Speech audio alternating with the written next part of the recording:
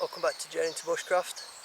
I'm out today on a one night camp, some woodland that we've been lucky to have the permission to camp on. It's a beautiful area, surroundings, it's part of farmland and they've got quite a bit of woodland, river running through it. It's virtually untouched. There's hardly anybody apart from the landowners that come through here, and they very rarely come down this far. So me and Ed have been lucky enough to be granted permission to come down here and look at the wildlife and all the other kind of stuff that goes on. There's plenty of wild edibles, good for foraging, and also we're allowed to have open fires and stuff like that as well. So what I'm going to do is I'm going to do a quick setup. I'm going to be ground dwelling tonight for the first time in a long time, and basically I'll just do a run through of the setup and what I've got. I'm going to be in a sleeping bag inside a bivvy, waterproof bivvy bag, just on the floor. I'll put a tarp over the top of that as well, just in case it rains for whatever reason. I don't think it's forecast tonight, but just in case, you never know.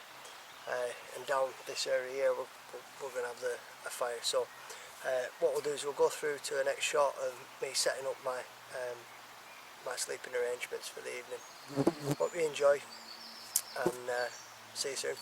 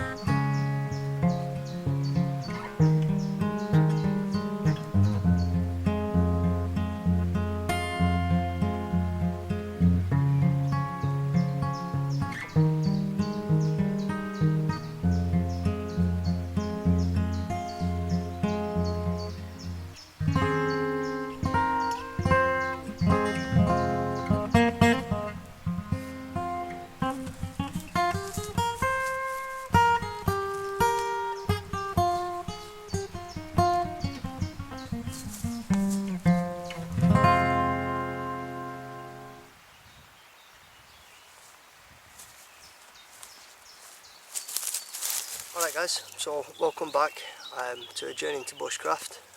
We're here at camp. I've set up my setup, of course, behind me. It's just a basic tarp setup. I'm ground dwelling tonight, so just before I go on to any more in the video, I'm going to be starting the campfire tonight pretty shortly. I'll go through to that clip. This year I've sort of said that I wanted to explore more primitive skills in bushcraft, and that would involve flint and steel. So tonight I'm going to be using char cloth and flint and steel. Now the flint and steel that I'm going to be using is this, which I got from Shark Tinderbox, and I just want to say thanks to Mark and Helen. They really sorted me out there. I'd ordered a flint and a steel off them. There was a bit of a complication with the steel that they give us, so I give them a quick message via the Tinterweb, and they said don't worry about it, bring it to Bushcraft show and we'll sort it out, no problem. And they did. They give me this steel here. It's an Andy Kirkham steel. It's absolutely beautifully handmade, and obviously I've got some flint as well. And yeah, it's a nice piece of kit, works perfectly. Yeah, I don't know if you can pick that up on there, but instantly sparks are just flying off that. In the tractor box that I've got, I kind of went for a bit of a nostalgic sort of old school setup here really. More,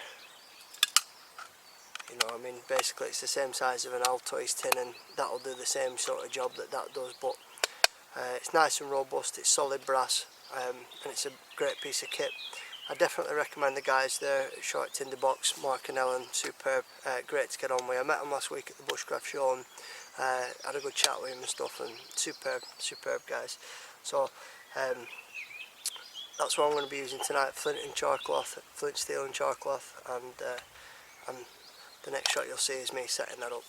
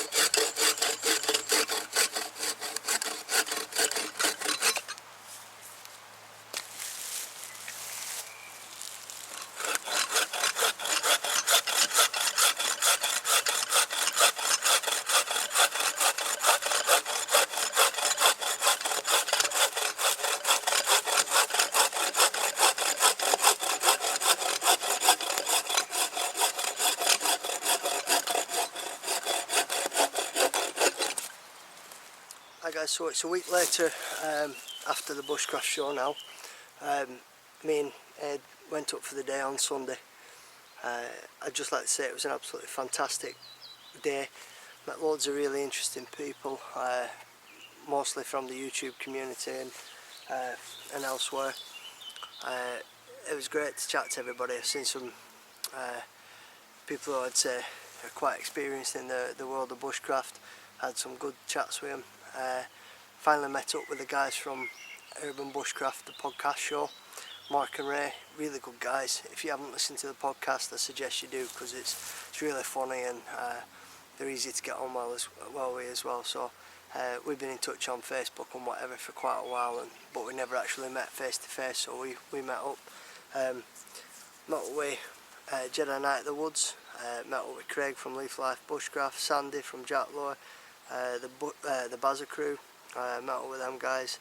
I think Funky Prepper was there, and quite a few others. Like I apologise, I'm doing this off the cuff, like, so if I don't remember you, if I don't mention you, I do apologise.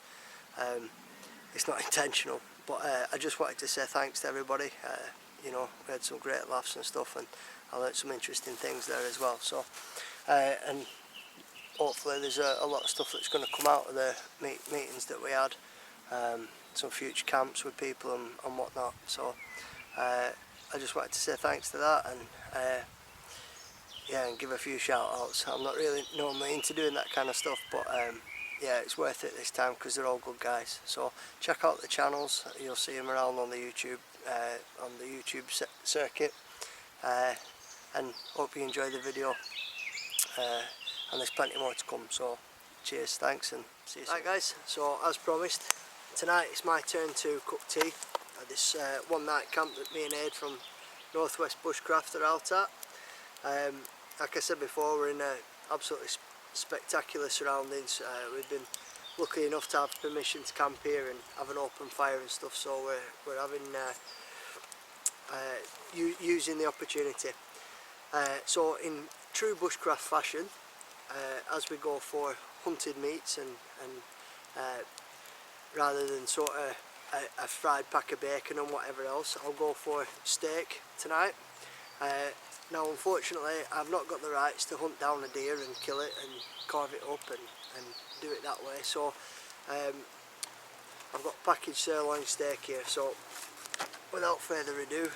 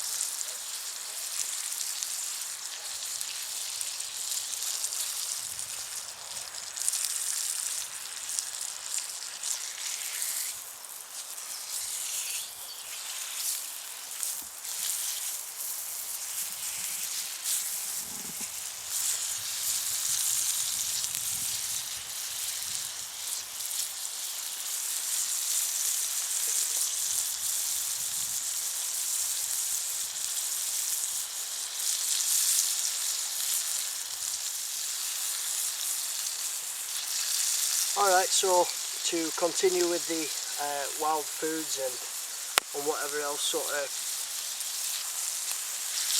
take on bushcraft, I've obviously substituted this for some game that we would catch, you know, if we were in that situation.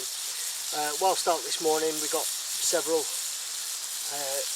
foraged edibles. I come across some St George's Day mushrooms. Got an handful of those, about half a dozen or so, and they're nice and tasty. So what I'll do is I'll let this sort of simmer nicely and I'll go and prep those. Alright guys, so St George's Day mushrooms, freshly prepped. I think we'll just wang them in the oil next to it. Just get them all in.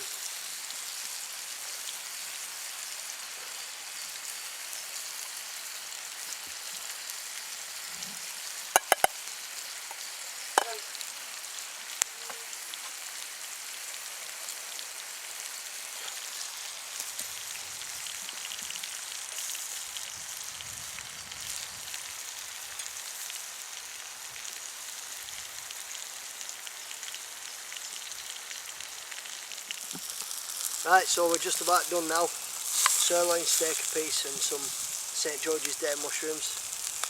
We've got some pita breads over there which will probably sink a teeth, and I've got a bannock mix, but we're going to save that for breakfast tomorrow morning. So without further ado,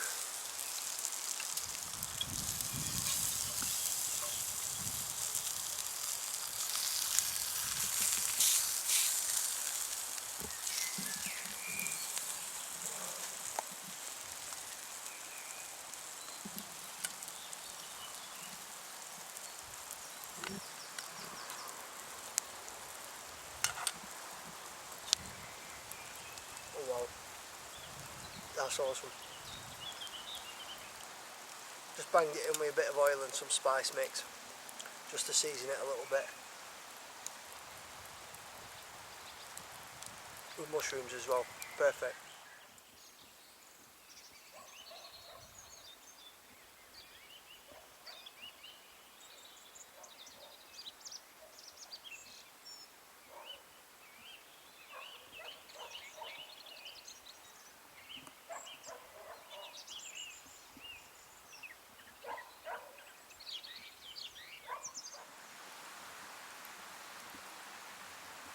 Alright guys, so it's the end of quite an adventurous day. We've had a good time here, cooking some steaks over a fire, some foraged mushrooms, just having a hot chocolate now, a warm drink at night. The darkness is really sort of rolling in on us. Just had a deer in the background over there barking at us, which is quite interesting. We've seen some fox and some badger sign. Looks like they've had a bit of a scrap in between them, and there's a deer carcass as well we've come across. Quite a lot of sign around here, so it's always good to see wildlife. So like I said, the light's fading now, so I'm just going to enjoy my hot chocolate, and have a natter with Ed by the firelight, and I'll probably see you in the morning, hopefully, unless the spooky creatures of the night get us. See you in the morning, guys.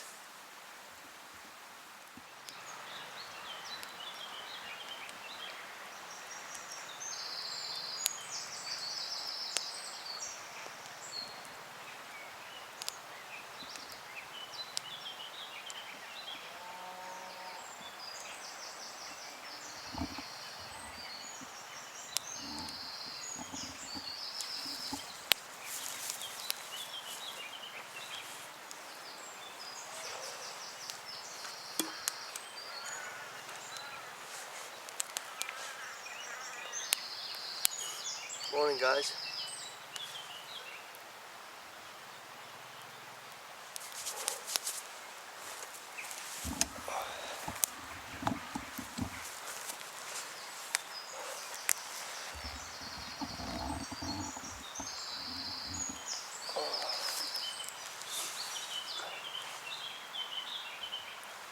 Just warming up by the fire.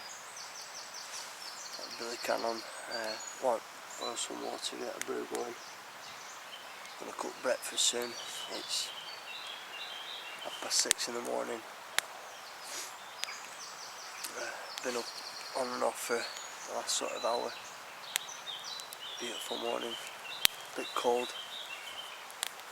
It's beautiful, the sun's out already, bright. I mean,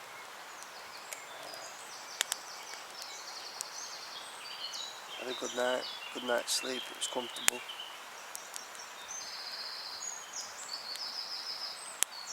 I was on a slight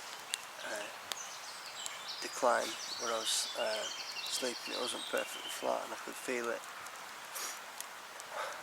Situated, it almost felt like I was sleeping on a flight of stairs. So that's one for the notebook. Always make sure it's perfectly flat where you choose to ground well. It was only slight, it wasn't nothing major, but it did feel it in the sleeping bag and bivy bag. I'm going to try and conserve my battery for it, so I'll get back to you in a bit when I'm cooking breakfast.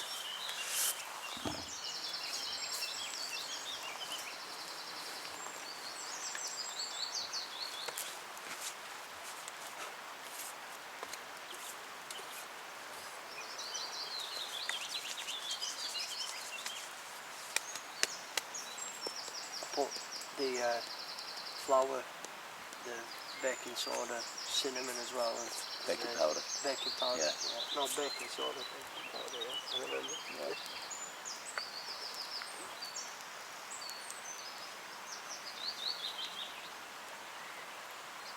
Yeah, it feels black out when it's always got a particularly unpleasant taste to it.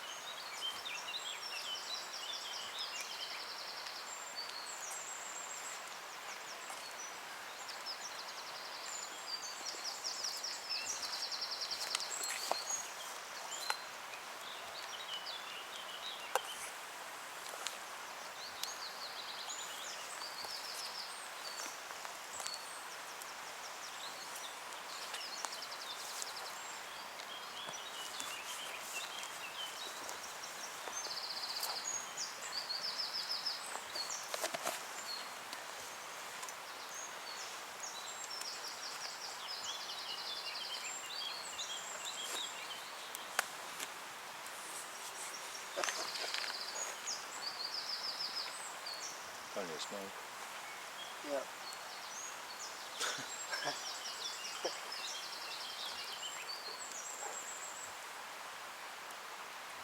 Can see you again. It's a miracle.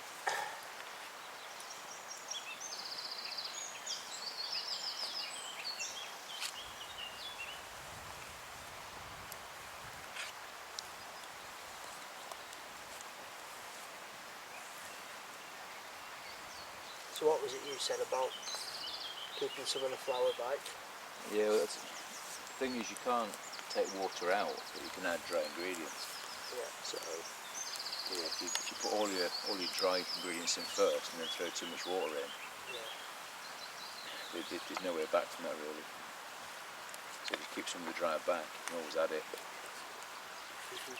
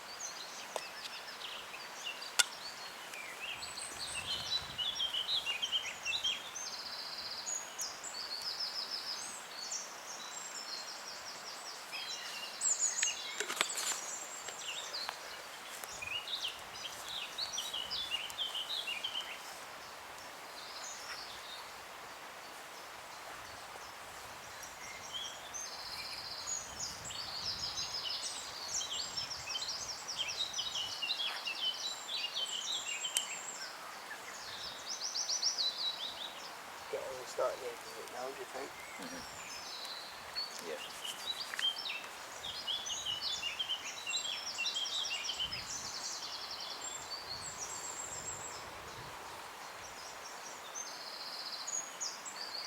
It doesn't need too much kneading because if you overwork it, it actually does more harm than good.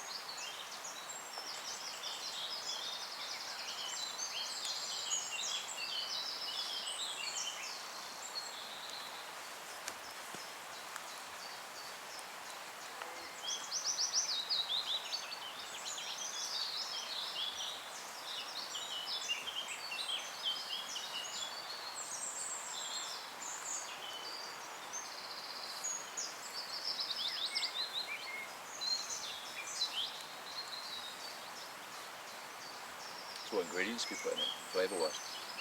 Cinnamon and sultanas. Nice. Pinch of salt, Yeah. like you said.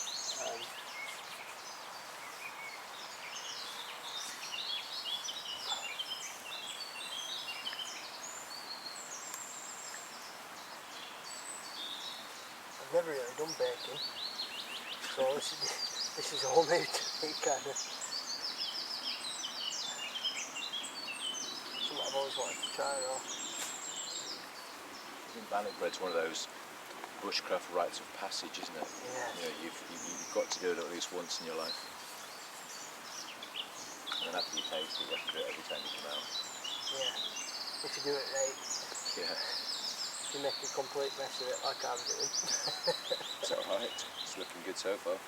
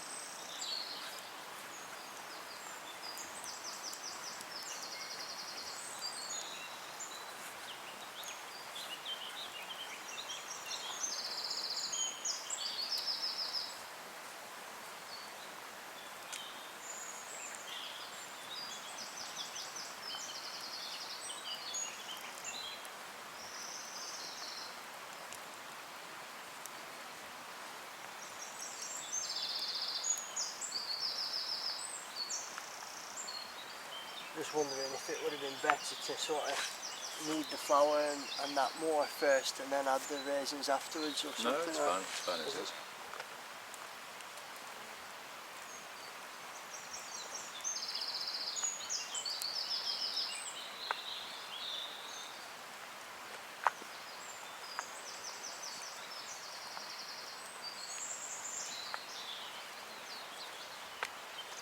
It's looking good.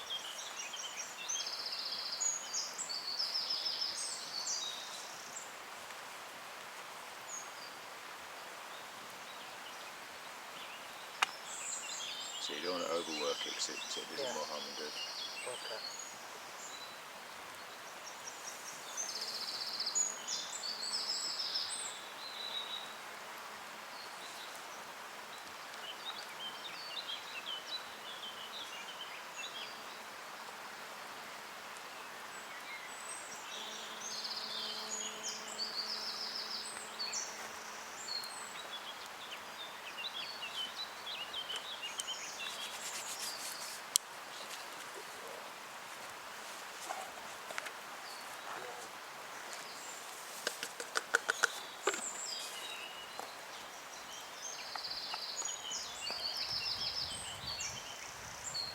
If you get a few mosquitoes and daddy long legs in there, it's all extra protein. There's a few blades of grass. It's alright. Just kind of mixed them in. It's all a bit of So- fibre and roughage Yeah. for you. Right, so does that look about okay? Spot on, yep. Whee, Nearly. nearly lost it, nearly lost it.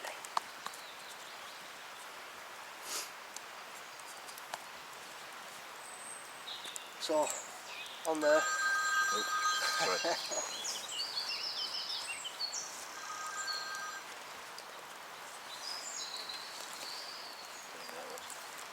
Yeah, so you need to heat a pan up now, smaller than a pan. Are we doing it on the pan, or do you want to cook it in this? Either way, it's up to you. I usually start it off in the pan and then turn it over. But if you want to do it in that one, go for it. I'm not checking. If you want to use the pan for the So we use the pan for the gammon if you want. yeah. So if you want to prop it up into that, because when they do it on the stick, so you just wrap it around the stick and put it over the fire, Yeah. there's no oil involved. You prop it up into the heat.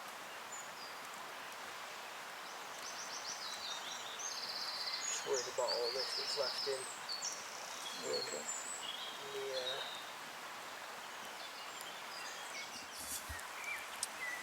Right, so I do apologise, we moved on a little bit. I was getting smoked out there and I couldn't see, my eyes were streaming with tears. What we've done is we've got to a stage where we've put some oil in the pan, put it on to heat and then chuck the bannock in on top of that, squashed it down a little bit and it's going to cook on the bottom now, and then we'll lean it up from the side once that's cooked.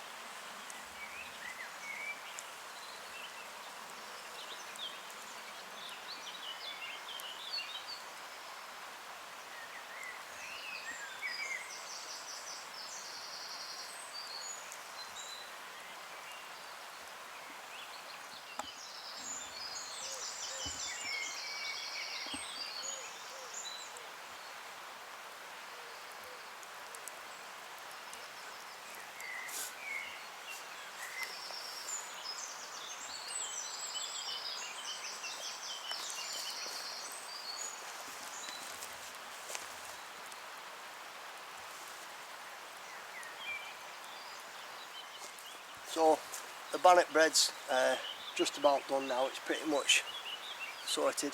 We're just going to heat some oil up in the pan, got some thick slices of bacon in there, and also in true foraging, stealing, begging and pleading bushcraft fashion we've been to Sainsbury's and got some eggs. So I'm going to pierce an hole in the top. I'm going to put them in the embers at the side there and cook them that way in a traditional manner.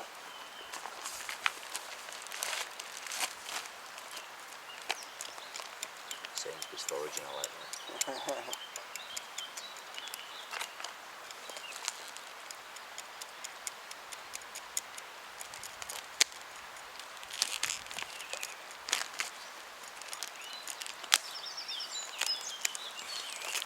Do you have to say I think I'm looking forward more to the chicken in the woods and the gammon.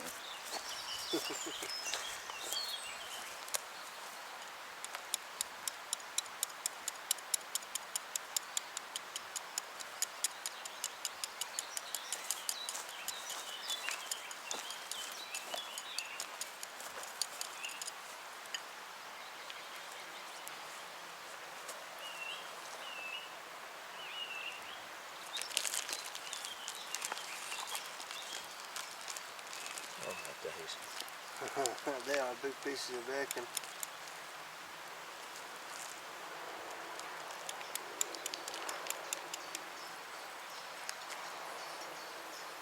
As far as health and safety goes, the reason why I'm pausing is because I'm getting smoke in the eyes and I don't want to stab myself in the hand.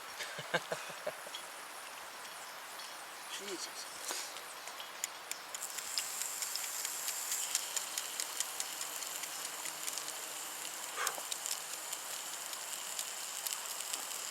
Why is it? Doesn't matter where you sit. Yeah. The smoke always It follows you, absolutely.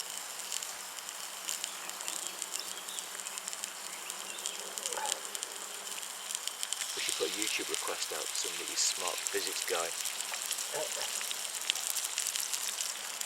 He's going to enlighten us on that age-old problem of smoke following you.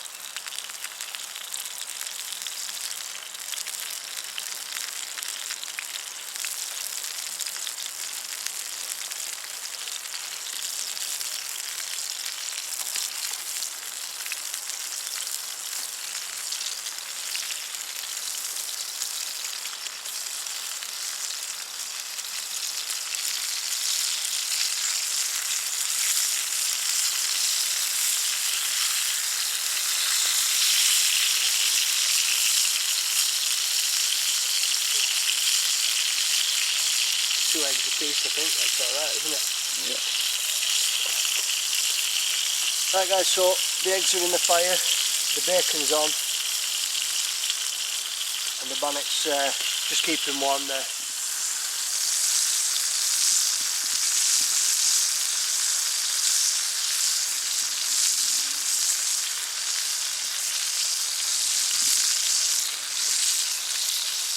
Just as an add-on as well, we've just been and got hold of some chicken of the woods that we found on an oak tree not so far from camp. Spotted on the way in yesterday, so we were talking about having it with steak last night, but we've opted for the breakfast as well, so that's going to go in the pan. So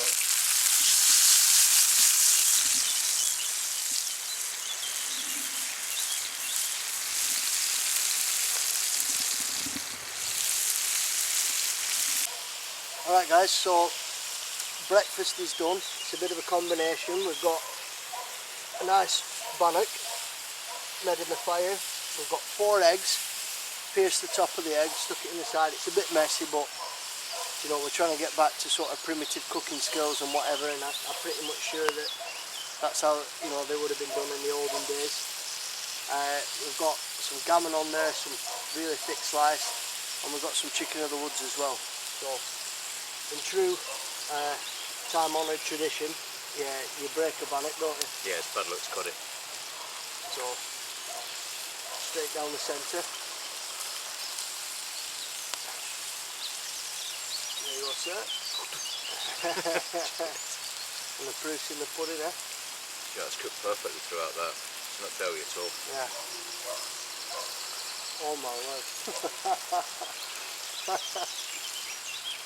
That's absolutely fantastic. Tastes brilliant. Exactly what's cooked for. The cinnamon as well. Really helps. From the sultanas.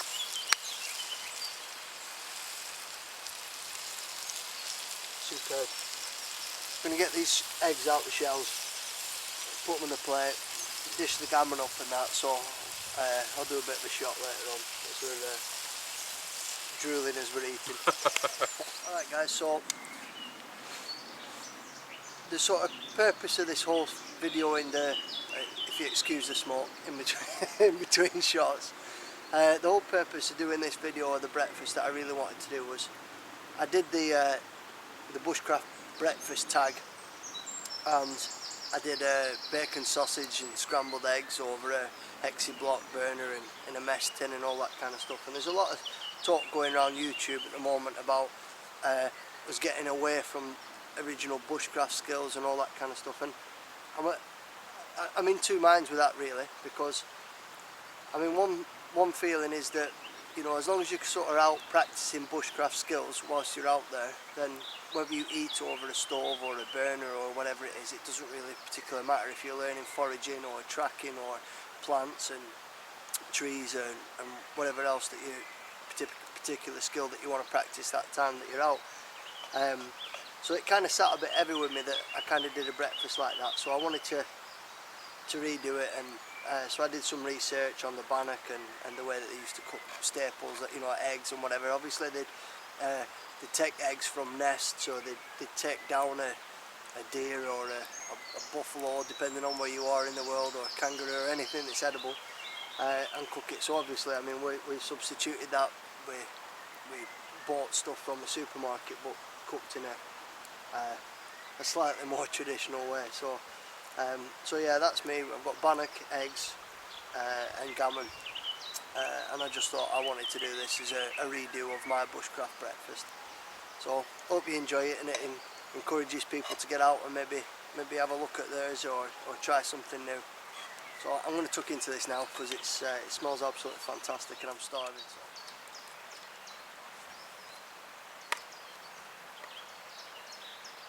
That chicken in the woods is delicious.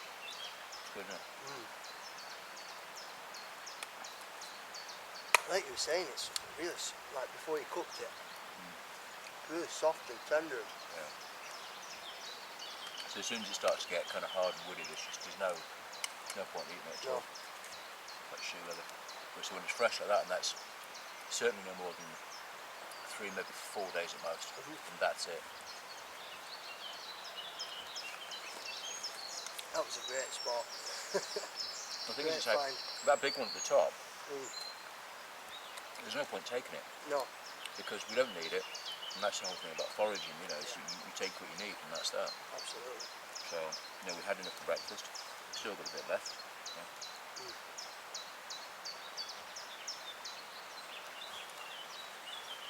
Yeah, absolutely.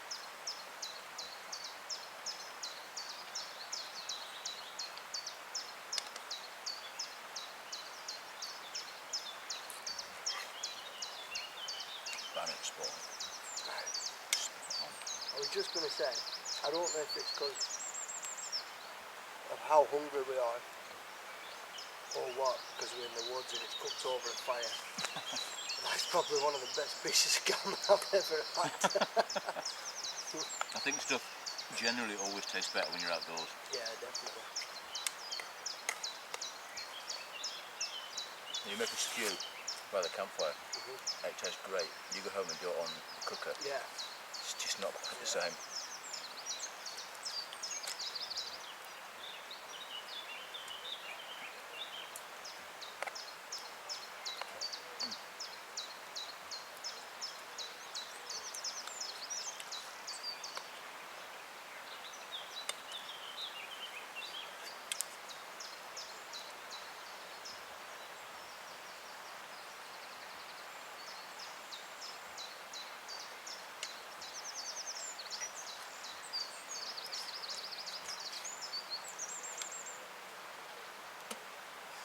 Shell. £1.50 off the market as well for 4 of those. That's foraging. Yeah, absolutely. That's pikey foraging right there. Yeah, that's the best kind. Snap up a bargain. Absolutely. And what are they? They're like 15 mil to like 20 mil thick as well. If you're in some restaurant, it'd be £8 or £9 for gammon and chips, wouldn't it? Something else. Absolutely.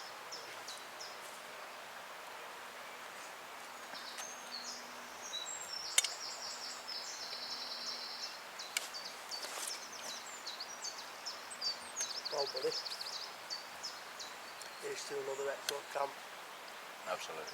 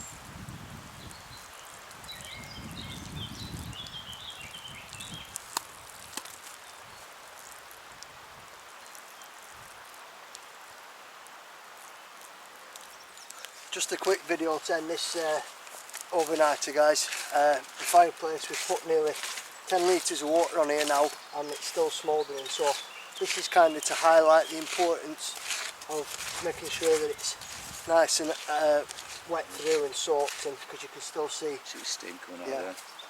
as we dig down. If it cuts out, I apologise, but I've no battery left, so it's just to highlight the importance of keeping dousing it with water.